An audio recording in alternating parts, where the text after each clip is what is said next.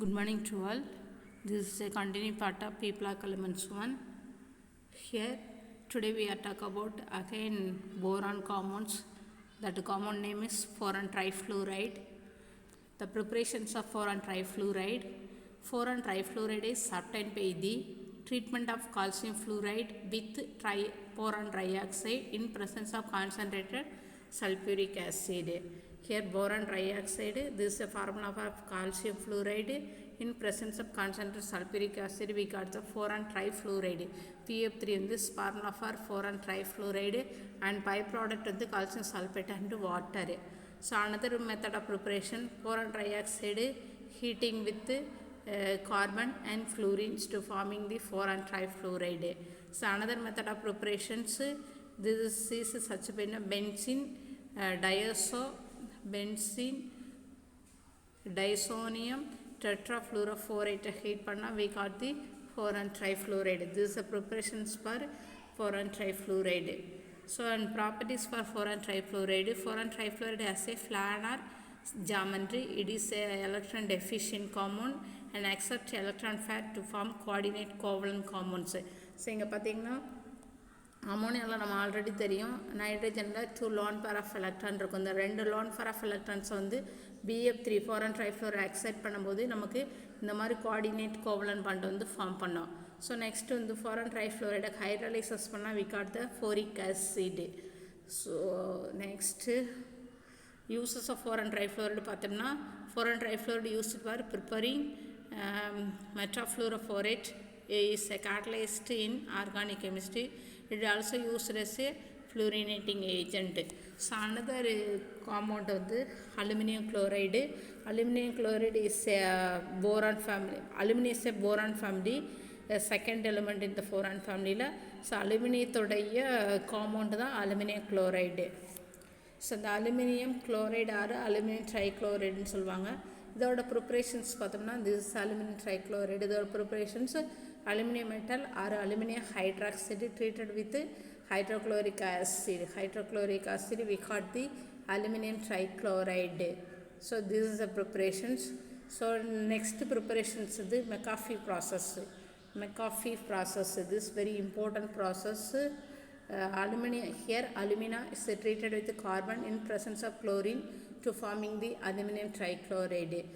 Industrial prepare பண்றாங்கன்னா அலுமினியத்தை chlorination பண்றாங்க. In presence of 1000 Kelvin temperature we got the aluminum trichloride. So next இதோட aluminum trichloride properties பார்த்தோம்னா anhydrous aluminum trichloride வந்து கலர்லெஸ்ஸாக இருக்கும். Hygroscopic substance. It is aqueous solution of aluminum chloride is acidic in nature. It also produces hydrogen chloride fumes in moist air. இப்போ aluminium trichloride வந்து ஹைட்ரலைசஸ் பண்ணால் we got the aluminum hydroxide plus aluminum hydrogen chloride. So next aluminum trichloride வந்து ammonium ஹைட்ராக்சைடோட treat பண்ணோம்னா aluminum hydroxide plus ammonium chloride. Aluminum trichloride again treated with the sodium hydroxide we got the sodium meta-aluminate. NaAlO2 na sodium meta-aluminate. These are the chemical properties for aluminum trichloride. So the uses பார்த்தோம்னா anhydrous aluminum trichloride is used as a catalyst in Friedel-Crafts reaction.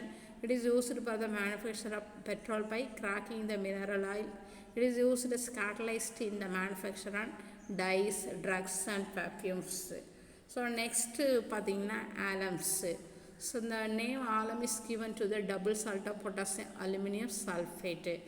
So potassium sulfate, this is a potassium sulfate, double salt தான் ஆலம்னு சொல்லுவாங்க. potassium sulfate aluminum sulfate இது வந்துட்டு potash alum. இது தவிர வேறு என்ன ஆலம்ஸ்லாம் இருக்குன்னா சோடியம் ஆலம் இருக்குது, அமோனியம் ஆலம் இருக்குது, குளோரம். இந்த ஆலம்ஸ் வந்து இதில் யூஸ் பண்ணுவாங்கன்னா பியூரிஃபிகேஷனில் வந்து யூஸ் பண்ணுவாங்க, ப்ளீச்சிங்கில் வந்து யூஸ் பண்ணுவாங்க. இந்த கிராம சைடெல்லாம் வந்துட்டு துணியெல்லாம் வாஷ் பண்ணுறதுக்கு இந்த ஆலம்ஸ் வந்து யூஸ் பண்ணுவாங்க. இதோட ப்ரிப்ரேஷன்ஸ் எப்படி பார்த்தோன்னா ஆலும்னைட் ஆறு ஆலும் ஸ்டோன்லேருந்து ப்ரிப்பேர் பண்ணுறாங்க. ஆலும்னைட் ஆறு ஆலும் ஸ்டோனோட ஃபார்முலா இது potassium sulfate, aluminum sulfate, aluminum hydroxide. This is alumnate or alum stone.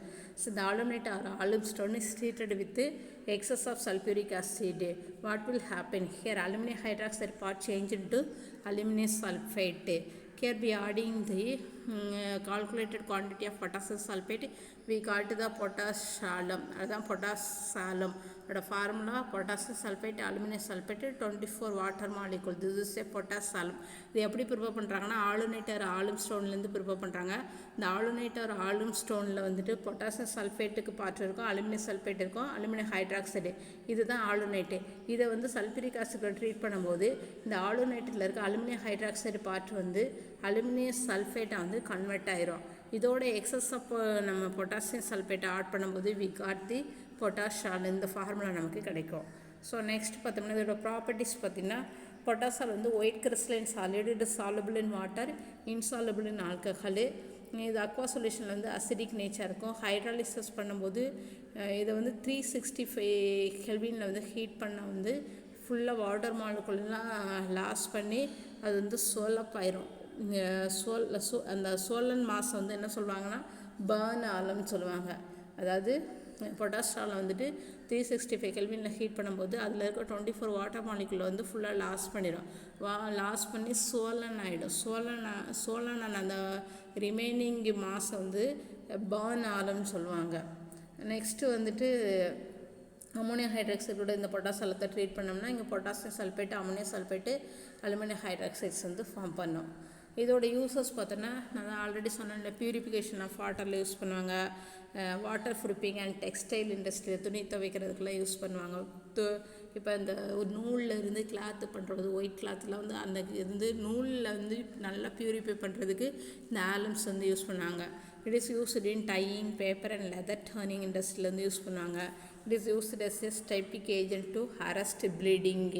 So அந்த நிறைய இந்த டேம்லாம் பார்த்திங்கன்னா லீக் ஆச்சுன்னா அங்கே வந்துட்டு இதை வந்து ஒரு சிமெண்ட் மாதிரி யூஸ் பண்ணுவாங்க. ஸோ ஏதாவது ப்ளீட் ஆச்சுன்னா அது வந்து அரெஸ்ட் ஆகிடும். ஸோ நெக்ஸ்ட்டு வந்து 13th குரூப்பு முடிஞ்சு போயிடுச்சு. 13th குரூப்பு போரானில் வந்துட்டு நம்ம போரானுடைய காம்பவுண்ட்ஸ் வந்து படிச்சிருக்கோம். போராக்ஸ் படிச்சிருக்கோம், போரிக் ஆசிட் படிச்சிருக்கோம், அந்த போரான் ட்ரைஃப்ளூரைடு வந்து படித்தோம்.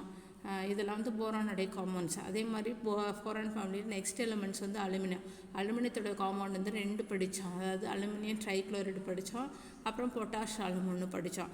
இதை தவிர நெக்ஸ்ட்டு ஃபேமிலி வந்து பார்த்தீங்கன்னா 14th ஃபேமிலி வந்து கார்பன் ஃபேமிலி. இது கார்பன் ஃபேமிலி வந்து என்ன சொல்லுவாங்கன்னா டெட்ரஜன் அப்படின்னு சொல்லுவாங்க.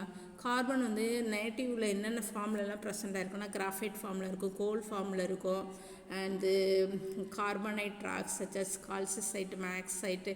ஸோ இந்த ஃபார்ம்லாம் வந்து ப்ரெசென்ட்டாக இருக்கும். ஸோ இந்த 14th ஃபேமிலியில் செகண்ட் எலிமெண்ட் பார்த்திங்கன்னா சிலிக்கன் வந்து எந்த ஃபார்மில் இருக்குன்னா சாண்ட் அண்ட் குவார்ட்ஸ் கிறிஸ்டல்ஸ் இந்த ஃபார்மில் இருக்கும். ஸோ நெக்ஸ்ட் இந்த 14th ஃபேமிலியில் என்னென்ன எலிமெண்ட்ஸ் இருக்குன்னா கார்பன் இருக்குது, சிலிக்கன் இருக்குது, ஜெர்மானியம் இருக்குது, டின் இருக்குது, லெட்ச் இருக்குது. இது எல்லாமே வந்து 14th family, that is tetragens family. So இது எல்லாமே எப்படி இருக்குன்னா சால்யூட் நேச்சர் ஆகும். இப்போ கார்பன்னா சிம்பிள் வந்து 6, அதில் 3 ஐசோடோப்ஸ் இருக்குது, carbon 12, carbon 13 and carbon 14.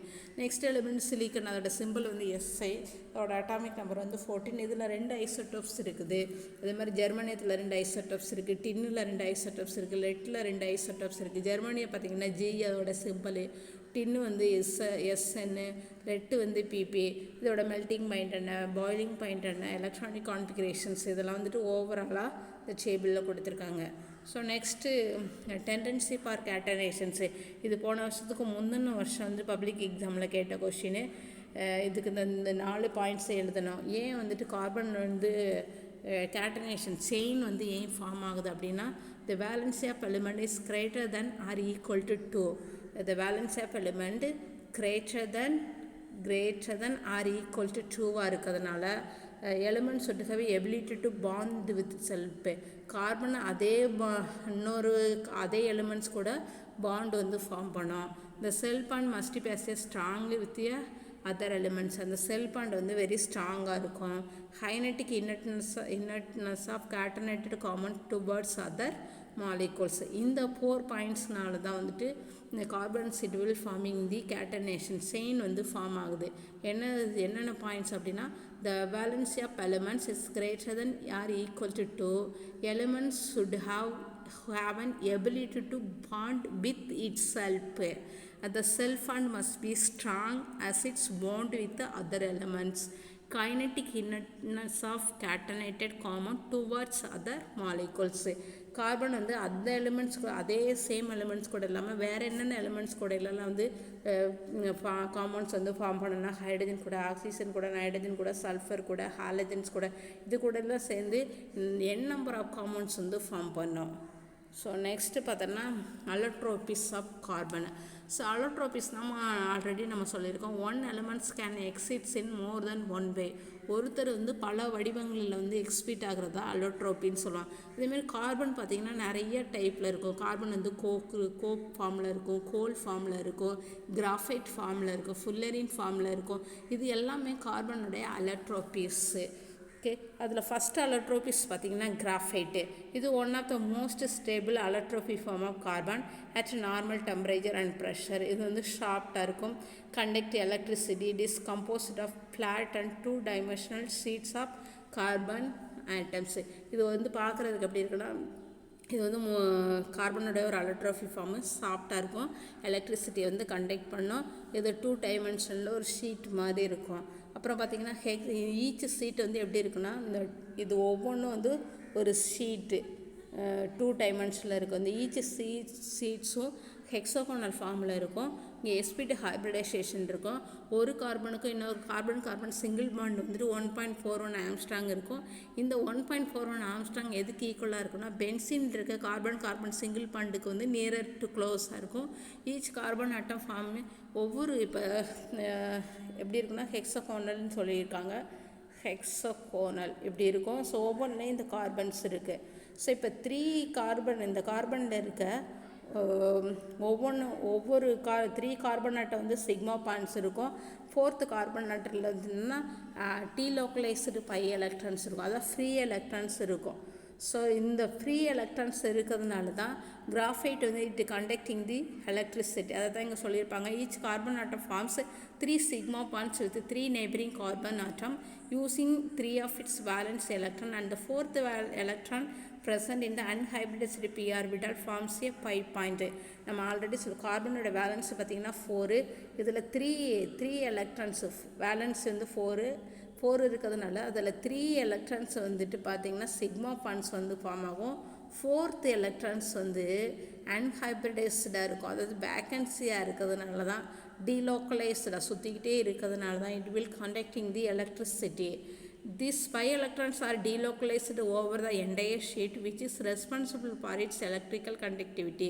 The successive boron sheets are held together by weak van der Waals forces. This distant successive sheet is 3.4 Armstrong. It is used as a lubricant either on its own or as a graphited oil.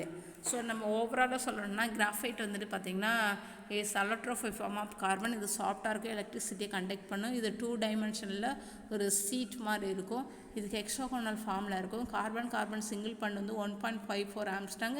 இந்த single bond which is nearer to the பென்சினோட single பாண்டுக்கு ஈக்குவலாக இருக்கும். ஒவ்வொரு கார்பன்லேயும் valence வந்து 4 electron இருக்கும். அந்த 4 எலக்ட்ரானில் 3 electrons it will farming the 3 sigma points and 4th is a delocalised 5 electron இருக்கும். The delocalized pi electrons is responsible for the conduction of electricity. Here is sp2 hybridizations. So இது எதுக்கு use பண்ணுறாங்கன்னா lubricant ஆயிலாக வந்து use பண்ணுறாங்க. This is graphite allotropy. So next allotropy பார்த்திங்கன்னா diamond வந்து is very hard allotropy of carbon. இந்த டைமண்ட்லேயும் sp2 ஹைப்ரிடைசேஷன் இருக்கும். இந்த டைமண்ட் பார்த்தீங்கன்னா 1 carbon atoms bonded with 1 carbon atom bonded with another 4 carbon atoms.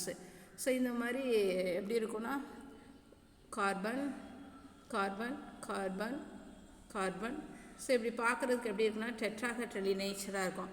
1 carbon is bonded with another 4 carbon atom. அது வந்து very ஸ்ட்ராங்காக இருக்குது. இட்ஸ் டெட்ராஹெட்ரல் அரேஞ்ச்மெண்ட்டாக இருக்கும்.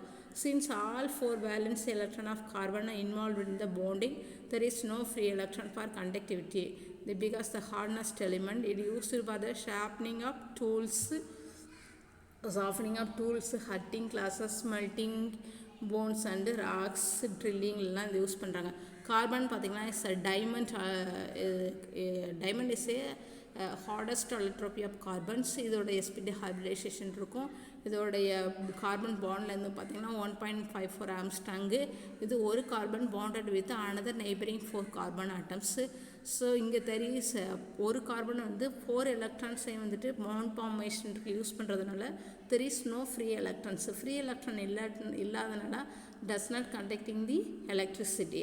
ஸோ இதுக்கு எதுக்கு யூஸ் பண்ணுறாங்கன்னா sharpening of hard tools, cutting glasses, making phones and rock ட்ரில்லிங்லலாம் வந்து யூஸ் பண்ணுறாங்க. ஸோ நெக்ஸ்ட் பார்த்திங்கன்னா ஃபுல்லரின். ஸோ இந்த ஃபுல்லரின் பார்த்திங்கன்னா இது ஒரு போல் மாதிரி இருக்கும். இதை யார் வந்து சிந்தசிஸ் யார் கண்டுபிடிச்சாங்கன்னா பக்கி மினிஸ்டர்ன்ற ஒரு கண்டுபிடிச்சதுனால இதுக்கு பக்கி மினிஸ்டர் ஃபுல்லரின் அப்படின்னு சொல்லுவாங்க. ஸோ இதுவும் ஒரு அலோட்ரோபி ஃபார்ம் ஆஃப் கார்பன்ஸு.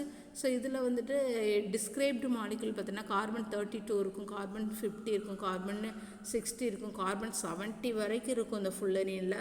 இதில் பார்த்திங்கன்னா இது ஒரு சாக்கர் பால் மாதிரி இருக்கிறதுனால இதை பக்கி மினிஸ்டர் ஃபுல்லரின் ஆறு பக்கி பால் அப்படின்னு சொல்லுவாங்க. இதில் 26 மெம்பர் ரிங் வரும், 12 5 மெம்பர் ரிங் இருக்கும். இதுலேயும் டீலோக்கலைஸ்டு 5 எலக்ட்ரான் இருக்கிறதுனால இஸ் கண்டக்டிங் தி எலக்ட்ரிசிட்டி. இங்கே கார்பன் சிங்கிள் பாண்ட் வந்து 1.44 ஆம்ஸ்ட்ராங், கார்பன் டபுள் பாண்ட் வந்துட்டு 1.39 ஆம்ஸ்ட்ராங்ஸு. This is another form of allotropy. So next carbon nanotube. This is another recently discovered allotropy. Have graphite like tubes with fullerene ends along the axis. These nanotubes are stronger than steel and conduct electricity. They have many applications in nanoscale electronics, catalysis, polymers and medicines. So another allotropy on the graphene is a honeycomb crystal lattice.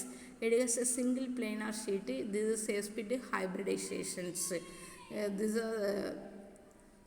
are the allotropy form of carbons. So இந்த செஷனில் நம்ம என்னென்ன discuss பண்ணியிருக்கோம்னா boron trifluoride, aluminium chloride, potash ஆலும்னா என்ன, கேட்டனேஷன்னா என்ன, அலோட்ரோபிஸில் வந்து டிஸ்கஸ் பண்ணியிருக்கோம். So thank you all. Next class வந்து கண்டினியூ பண்ணலாம்.